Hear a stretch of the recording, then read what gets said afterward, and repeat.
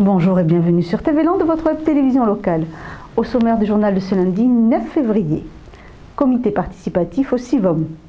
Cap au PACAP, les givrés honorés au CIVOM. Belle initiative de la part d'un restaurateur soustonnais. Si le lac de Segor est l'un des trésors de la région, son ensablement et la qualité de son eau deviennent de plus en plus préoccupants. Afin d'en finir avec ces deux problèmes, le CIVOM Côte-Sud, gestionnaire du lac de Segor, à l'initiative de son président Jean-Pierre Dufaux, a mis en place un comité participatif. Autour du président du CIVOM, du sous-préfet et de monsieur le préfet qui a procédé à l'installation de ce comité participatif composé d'élus, de services de l'État, de représentants du SIDEC, du SIBVA, du syndicat des rivières, de pêcheurs, d'ostréiculteurs, de plongeurs et d'associations environnementales.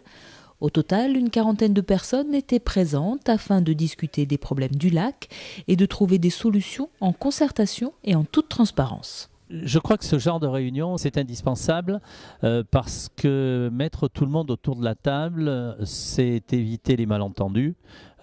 Chacun peut exprimer ses réticences, ses problèmes, sa vision des choses. Après, il va falloir travailler puisque les deux problématiques se recoupent à un moment, mais sont, ceci dit, différentes et ce ne sont pas toujours les mêmes intervenants. Et le président Dufaux a dit que ces réunions se répéteraient régulièrement.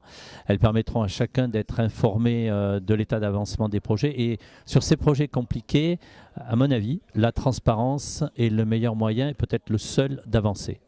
Au niveau qualité de l'eau, les réseaux d'eau usée et pluviale en amont du lac, notamment à Tyros et Bénesse-Marraine, sont en cause et les ostréiculteurs, premiers touchés par ces problèmes récurrents, espèrent voir enfin s'améliorer les choses.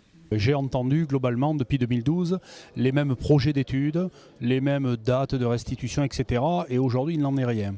Donc je pense quand même qu'après toutes ces crises, l'ensemble des élus du département ont compris la nécessité, enfin une bonne fois pour toutes, de prendre ce problème à bras-le-corps, qui est un problème de sous-équipement en termes d'assainissement. Sauf que je pense que cette région part de très loin. Et donc d'un point de vue technique, mais surtout d'un point de vue financier, les choses vont être très longues. Et en attendant, les ostréiculteurs sont fermés. Et la question que je pose au préfet, mais que je pose aussi au président du CIVOM et à l'ensemble des élus du département, c'est qui paie l'addition ? Le principe de pollueur-payeur aujourd'hui n'est pas respecté. Activités ostréicoles, mais aussi touristiques et de loisirs sont touchés par ces problèmes de pollution et d'ensablement du lac, auxquels s'attelle aujourd'hui le comité participatif. Pourquoi maintenant ? Parce que nous avons mis au point le dossier de désensablement du lac de Segor. Et on ne peut pas parler désensablement du lac si on n'évoque pas aussi les problèmes de pollution. Ça veut dire qu'il y a effectivement un problème ardu, complexe, je crois que c'est ressorti de cette première réunion, où il faut que chacun l'analyse sans passion et trouve les meilleures réponses à ces problématiques-là, en sachant que dans les périodes où il y a beaucoup d'eau, c'est là qu'effectivement les pollutions se dévoilent parce que c'est des eaux de ruissellement qui lessivent tout ce qu'elles trouvent sur leur passage. Des investissements ont déjà été réalisés sur les réseaux d'eau et d'autres sont à venir, tout comme les réunions du comité participatif. Ensuite, il y aura d'autres réunions plus thématiques parce que je souhaite qu'on approfondisse chacun des sujets. Le sujet de l'assainissement, et qu'on approfondisse aussi le sujet du désensablement. Il y aura au moins 2 autres réunions dans l'année et il y en aura encore en 2016. Je veux qu'à chaque étape, les gens soient informés et puissent amener effectivement leurs idées dans ce débat participatif pour permettre aux élus de trancher. C'est en quelque sorte ce qu'on appelle quelquefois une aide à la décision. Sur le volet du désensablement, le bureau d'études Hydra est chargé de répondre aux questions techniques et les travaux pourraient débuter en 2016 après la saison touristique. Restons au CIVOM où les givrés de Cap au PACAP ont été invités à relater leur périple dans l'Antarctique. Je vous propose de suivre leurs explications. Avant que je vous adresse les vœux, il y a juste un petit préambule et je vous demande d'accueillir des filles dans le vent. Ah oui.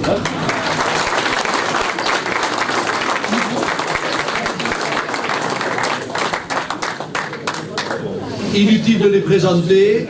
Cap ou pas cap, elles ont été cap. Stéphanie, à toi. Oui, bonjour à tous, Simon Kitsia, elle est restée à Santander, puisqu'elle est repartie en Espagne. Donc elle est au milieu sur la photo. Donc effectivement, merci pour l'accueil. On est content de rentrer à Cabreton. Il nous tardait ce moment puisqu'on est parti le 8 décembre au Chili, donc à Punta Arenas, pour finir de préparer l'expédition. Alors juste si tu peux arrêter sur la carte. Donc on est parti le 8 décembre et on était parti à la base pour partir du Cap Horn et relier les eaux antarctiques. Et puis suite à 15 jours de fenêtres météo défavorables avec des temps entre les fenêtres météo défavorables très courts, on a dû, sur les conseils d'Yves Parlier de l'armée chilienne, modifier notre parcours, ce qui a été assez difficile pour nous de repréparer une expédition en 2-3 jours. Et du coup, on s'est lancé de Punta Arenas en bateau le 1er janvier à 4h du matin.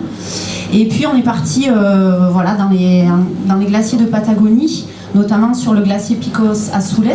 Et Alexandra s'est mise à l'eau en premier à 15h35 pour lancer le départ de cette traversée sportive et scientifique au service de l'eau, ce bien commun de l'humanité, et pour pouvoir communiquer avec les enfants. Donc on est parti le 2 après-midi de Picos Azules et on est descendu.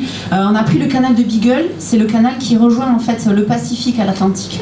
Donc on a pris le canal de Beagle avec pour particularité sur ce parcours une des obligations de l'armée chilienne, avoir des points de refuge référencés, ce qui n'était pas sur l'ancien parcours, et c'est pour ça qu'ils ont aussi validé ce parcours-là pour qu'on puisse s'abriter. Donc on a fait le 3 après-midi, on s'est fait stopper en plein milieu par l'armée chilienne pour une revisite, refournir des papiers administratifs. Donc pour nous ça a été encore difficile. On a dû attendre 1 jour et demi à Puerto William, au nord. Et revenir après sur le point de départ. On a relancé l'expédition et du coup on s'est lancé à l'assaut du Cap Horn, qui est cette île ici. Et Yves Parlier nous avait dit, vous avez vendredi pour passer le Cap Horn, sinon il faudra attendre le lundi. Donc on a eu quand même la pression, puisqu'à la descente on a eu du vent de sud-ouest, qui est un vent très froid puisqu'il vient du pôle sud, de face. On a contourné le Cap Horn le vendredi à 10h, donc on avait entre 9h et 16h pour le contourner. Donc on l'a contourné à 10h avec des conditions assez favorables, puisqu'on a pu monter sur la planche toutes les trois. Ça a été un grand moment pour nous, ça a été beaucoup moins de pression. On a offert à Neptune, puisque la tradition veut qu'on offre à Neptune ce qu'on avait de meilleur sur le bateau à manger. On a balancé un foie gras, on s'est dit ça c'est bon, j'espère qu'au retour on aura de bonnes conditions. On a eu de bonnes conditions, Neptune nous a entendus. Et donc on est remonté jusqu'à Puerto Toro, qui est la ville la plus australe du monde, où il y a 14 habitants, 4 enfants à l'école. Ils ont doublé les effectifs puisque l'an dernier c'était 2. Donc voilà, ça a été, on a fini le 11 au soir. L'expédition, ça c'est notre bateau d'assistance, ça s'appelle le Chonos, qui est un bateau chilien avec 3 Chiliens à bord du bateau. Et l'expédition donc a continué pour continuer les prélèvements, puisque tout au long de la traversée, on a fait des prélèvements d'eau pour connaître la concentration en microparticules de plastique sur notre parcours. Ces échantillons seront analysés par le CNRS. Voilà, tout ça au service de l'eau. On a effectivement un projet pédagogique qu'on a mis dans les écoles avec des contenus différents en fonction des classes. On va faire un retour avec les enfants et je vais passer la parole à Alex qui va expliquer les difficultés du parcours. Oui, donc effectivement là sur la vidéo, vous avez vu, on est parti du glacier. Je ne sais pas si vous avez fait attention, donc c'était Picos Azules, notre point de départ. Donc la difficulté c'est le froid, l'une des premières, puisque l'eau était à 3 degrés. À notre départ au niveau de ce glacier, avec des bouts de glace qui flottaient. J'ai eu la visite déjà d'un lion de mer à ce moment-là, donc c'est assez déstabilisant, on ne sait pas où ils sont. J'entendais juste les commentaires du petit Zodiac qui disait qu'il y en avait un, mais je ne savais pas où. Donc on était avec notre bateau, le Chonos, à bord. Ben voilà, là c'était au départ, il devait y avoir le lion de mer pas très loin. Donc du mal à replanter les mains dans l'eau, forcément. Donc à bord du bateau on avait 3 Chiliens, puisque l'obligation de l'armée chilienne c'est d'avoir 3 Chiliens à bord. Ensuite on avait donc Mathieu, notre skipper, l'ostéopathe scientifique Thomas et Grégo qui fait les images et les photos. Donc ça c'était la 2e journée, on a passé 3-4 glaciers comme ça qui se jetaient sur le canal de Beagle, donc forcément des moments assez exceptionnels. La difficulté, ça se voit pas, mais là ici Stéphanie, il y a énormément de courant, on le voit un petit peu derrière. Donc pendant 1 heure elle a ramé à combien Un nœud. C'est pas beaucoup parce que d'habitude on est à 4, entre 4 et à 4 nœuds. Donc le courant qui se voit pas mais qui est très fort par endroit, donc du coup des difficultés. Nous, ça nous demande énormément de conditions physiques pour pouvoir continuer à avancer, un minimum quand même. Le temps change très très vite là-bas au niveau du Cap Horn, on nous avait prévenu. Là on ne dirait pas parce qu'il y a du soleil, mais on a eu énormément de pluie, de vent. Le vent très très fort, un peu comme aujourd'hui, n'est-ce pas? Donc les difficultés à ce niveau-là, le froid, le vent, la pluie, la grêle, j'ai remis sous la grêle. Et voilà, des moments magiques avec les animaux, les dauphins, les baleines. On avait l'interdiction de ramer la nuit à cause des orques, puisque c'est leur moment de chasse. Donc du coup, l'armée nous appelait pour bien vérifier qu'on s'arrêtait. Donc du coup, on prenait le point GPS, on partait sur notre point de refuge et ensuite on se remettait vers 4h30 de ce point GPS pour continuer la distance. Et voilà, passer le Cap Horn comme on avait...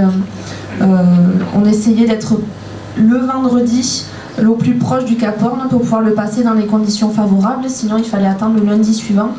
Donc pour nous, ça nous a demandé de ramer beaucoup plus vite que sur l'Atlantique, par exemple.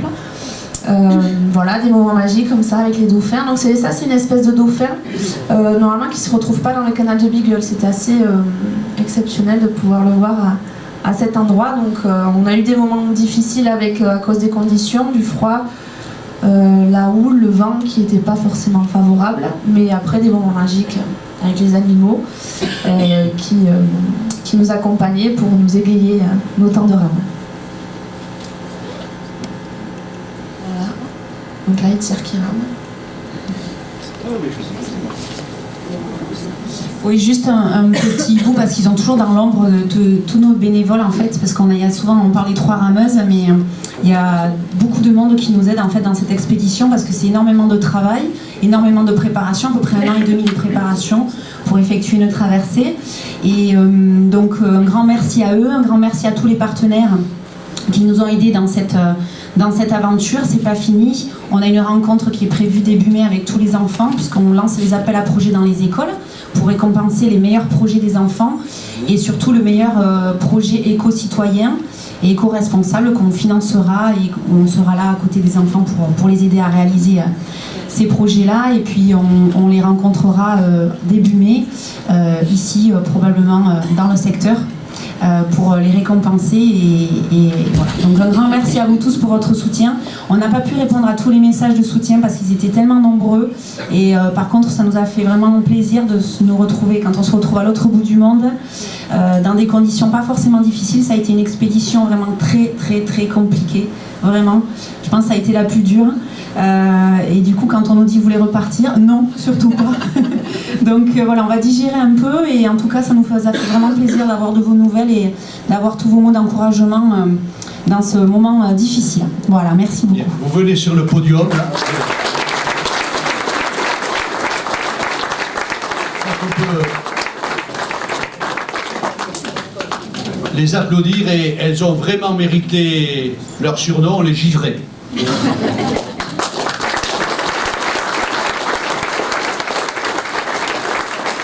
Monsieur le sous-préfet, vous proposez de rencontrer des givrés et de leur remettre un petit souvenir du port, un souvenir qui est important. C'est des coupelles spécifiques pour toutes les personnalités qui ont honoré le Sivom. J'en connais qui l'ont dans cette salle, mais ils ne sont pas très nombreux. Et je crois que vous les avez mérités. Alors Libia, tu nous fais passer les coupelles, et monsieur le sous-préfet... Je suis content d'être venu. Hein. Ah oui. Quand vous les connaîtrez vraiment, peut-être que vous reviendrez sur votre avis. Mais allez-y.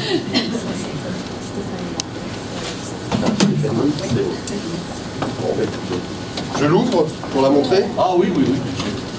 C'est à votre nom. Ah, dédicacé.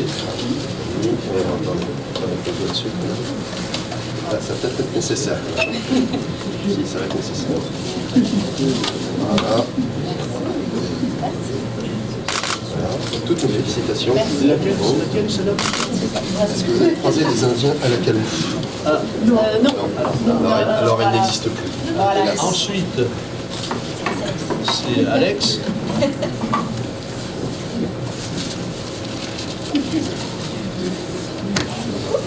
Félicitations et bravo. Merci. Voilà. Vous faites passer, vous pouvez passer l'autre. Vous voyez. Je crois qu'on peut encore les applaudir bien fort.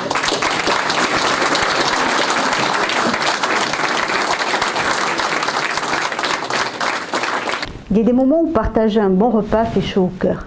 Mais quand en plus ce repas est offert par un restaurateur à des bénéficiaires du Resto du Cœur, il est d'autant plus apprécié. Qui est ce restaurateur à l'origine de cette belle initiative? Un indice, il est soustonné. Regardez la suite pour avoir la réponse. Sur la place du commerce, lundi midi, la part des anges était réservée pour 25 bénéficiaires du Resto du Cœur conviés au restaurant. En fait, au lieu d'offrir des repas à des gens qui ont les moyens de venir au restaurant, nous avons décidé d'offrir des repas à des gens qui ne peuvent pas venir, qui ne peuvent pas se payer le restaurant et avoir cette expérience de la restauration. Donc de là est venue l'idée, Resto du Cœur, 25 couverts, voilà, on bloque le restaurant complet pour eux. Ça nous a pris comme ça, voilà, il y a 10 jours, on a dit, voilà, on le fait. Depuis un petit moment, on essayait de trouver une solution, comment aider, comment faire partager notre vie, notre travail et puis notre bonheur. Notre bonheur, c'est de voir des gens sortir avec un grand sourire, mais il faudrait que ça soit pour tout le monde, pas qu'une certaine clientèle. C'est très difficile, étant donné qu'on a 90 familles. J'ai choisi sur la liste les personnes qui étaient seules. Et quand j'ai eu le nombre, j'ai pris 2 couples. Voilà. Et j'ai eu 25 personnes. Ah mais moi je trouve ça formidable et ça me fait énormément plaisir parce que beaucoup de ces personnes ne mangent plus au restaurant. Hein. Ça fait plaisir aussi, ça fait chaud au cœur quand même pour tout le monde, aussi pour les bénéficiaires et tout ça, quand même, ça nous revalorise un peu plus, quoi. C'est vrai que voilà, ça fait plaisir.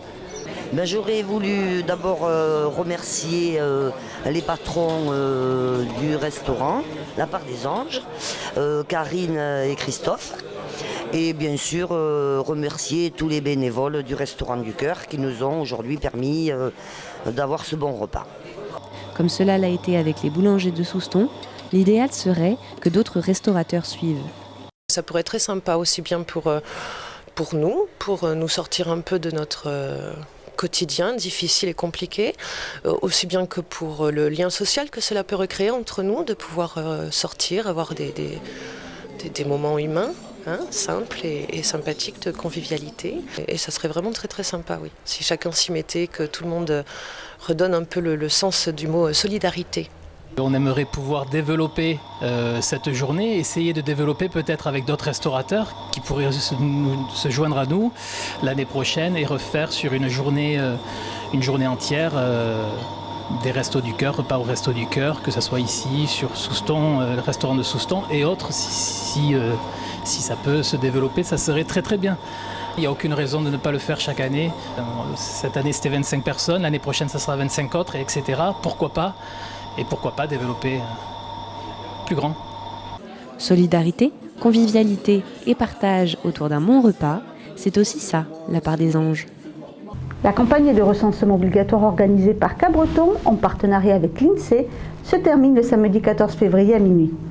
Les questionnaires doivent donc être impérativement remis à un agent recenseur ou déposés en mairie avant cette date. Pour plus d'informations, rapprochez-vous des services de la mairie. Faut-il tout dire à ses enfants et comment? C'est le psychosociologue Jean Epstein qui répondra à ces questions jeudi 12 février à l'espace culturel Roger-Hanin de Souston dès 19h30.